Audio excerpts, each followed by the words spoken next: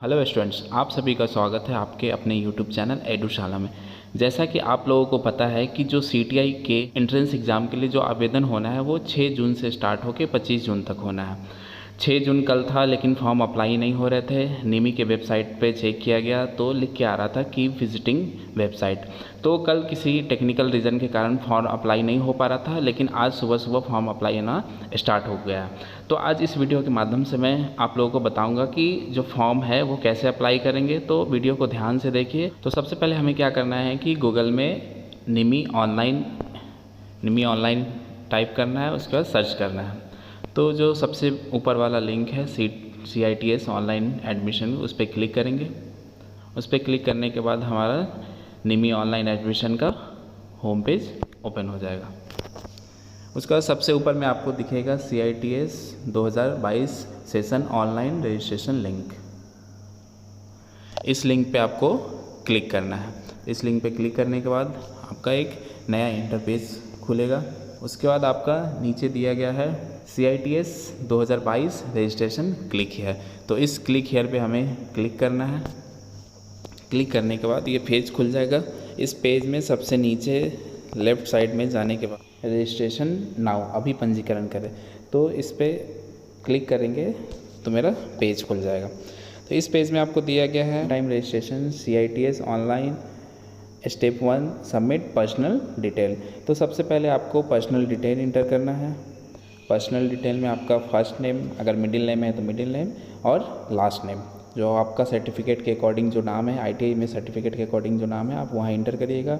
उसी सर्टिफिकेट के अनुसार जो डेट ऑफ बर्थ है, डेट, मंथ, ईयर टाइप करिएगा। उसके बाद है फादर्स नेम या हस्बैंड नेम या गार्जियन नेम, आप इसमें अपने फादर, हस्बैंड या गार्जियन का नाम इंटर करिएगा। उसके बाद है मदर्स नेम, अपने माता का नाम इंटर करिएगा। जो भी आप इसमें डिटेल फिल कर रहे हैं वो आपका हाई स्कूल और ITI के सर्टिफिकेट के अकॉर्डिंग होना चाहिए। उसके बाद है मेल है, फीमेल है, ट्रांसजेंडर है, जो भी हो आप उस पर क्लिक कर दीजिएगा। सेलेक्ट कैटेगरी सेलेक्ट करना है। जनरल है तो जनरल पे क्लिक करिएगा। OBC हो तो OBC पे, SC ST EWS, आप जिस कैटेगरी से बिलोंग करते हैं उस कैटेगरी पे आप क्लिक करके सेलेक्ट कर लीजिएगा। उसके बाद फिजिकली चैलेंज अगर है तो ठीक है, उस पर येस पे क्लिक करिएगा, नहीं है तो नो पे। एक सर्विसमैन वाले येस पे क्लिक करेंगे और एक सर्विसमैन नहीं है तो नो पे क्लिक करेंगे। मैरिटल स्टेटस मतलब वैवाहिक स्थिति, अगर मैरिड है तो मैरिड पे, अगर अनमैरिड है तो अनमैरिड पे क्लिक करेंगे। और आपका आधार नंबर गलत नहीं होना चाहिए, जो सही आधार नंबर है वही आप इंटर करिएगा। उसके बाद आपका जो कॉन्टैक्ट नंबर, क्योंकि आप कॉन्टैक्ट नंबर और मेल ID ये सही डालिएगा। इसी पे आपका पूरा डिटेल जो एडमिशन के ड्यूरेशन में जो भी मैसेज आएगा, मेल आएगा, जो भी इन्फॉर्मेशन आएगी सब आपको इसी मोबाइल नंबर और ईमेल ID पे आएगा। और आपका डिप्लोमा पास, मतलब आपने अगर डिप्लोमा बीटेक किया है तो यस और नो करेंगे, ठीक है। अगर ITI उत्तीर्ण है तो ITI पास कैंडिडेट है आप तो ITI पे यस करेंगे। एक चीज़ यहाँ मेंशन किया गया है कि अपेयरिंग कैंडिडेट्स नॉट अप्लाई, मतलब कि पिछले साल था कि अपेयरिंग जो कैंडिडेट है वो अप्लाई कर सकते थे, लेकिन इस साल प्रोस्पेक्टस में कोई क्लियर नहीं था कि अपेयरिंग वाले अप्लाई कर सकते थे कि नहीं अप्लाई कर सकते थे, लेकिन इस बार क्लियर कर दिया गया है इस फॉर्म में कि अपेयरिंग कैंडिडेट अप्लाई नहीं कर सकते हैं। तो जो अपेयरिंग स्टूडेंट है जो 2022 में पास आउट होने वाले हैं, जिनका अभी एग्ज़ाम नहीं हुआ है, रिजल्ट नहीं आया, वो अप्लाई नहीं कर सकते हैं। उसके बाद आपका ITI का सर्टिफिकेट जो मिला होगा उसमें प्रमाण पत्र संख्या लिखा होगा, वो सर्टिफिकेट नंबर इसमें इंटर करना है।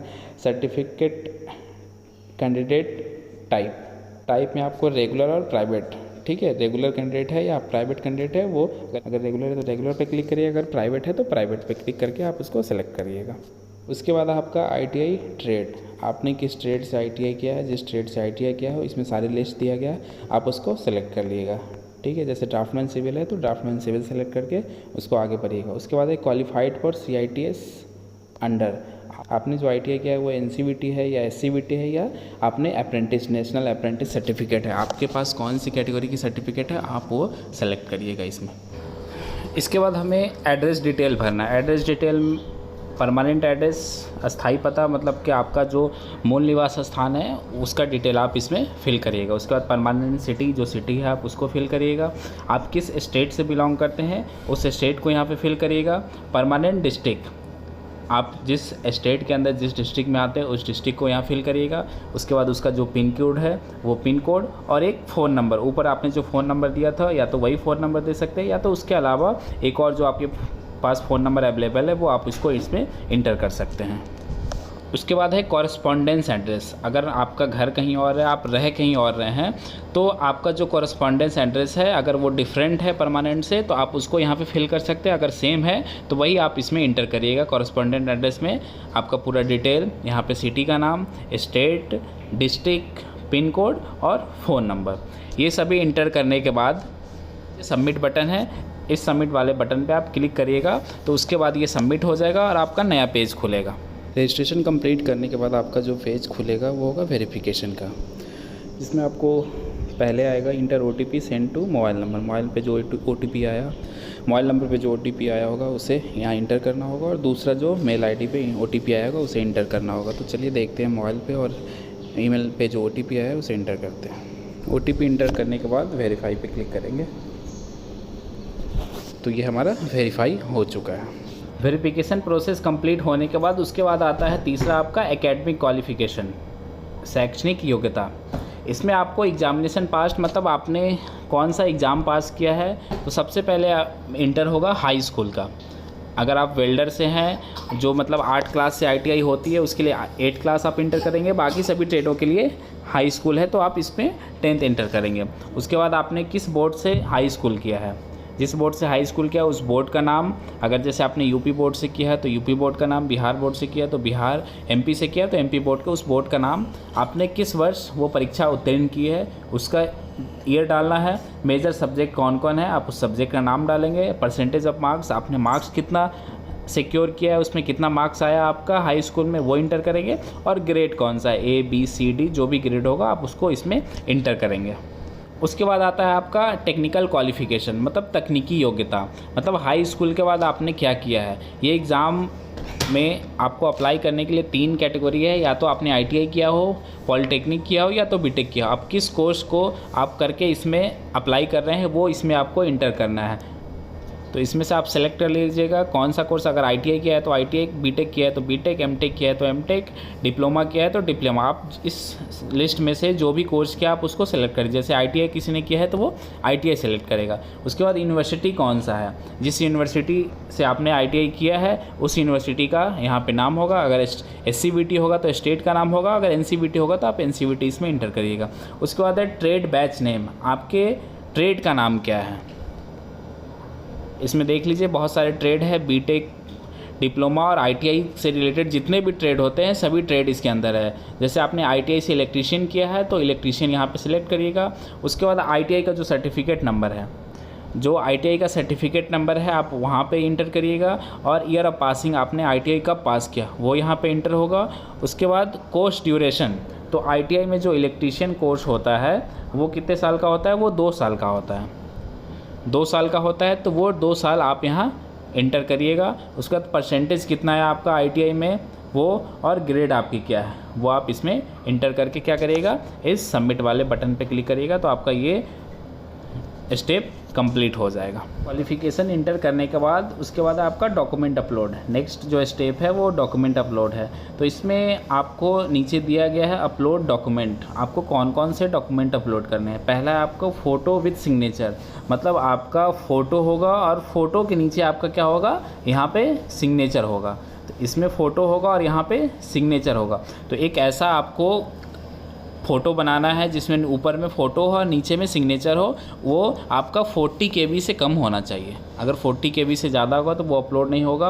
उस फाइल को आप यहाँ पे चूज करके अपलोड करिएगा। उसके बाद एक कम्युनिटी सर्टिफिकेट, आप किस कैटेगरी से बिलोंग करते हैं, जनरल, OBC, SC, ST, उस कैटेगरी से बिलोंग करते हैं उस कैटेगरी का सर्टिफिकेट होना चाहिए और ये भी 100 KB से कम होना चाहिए।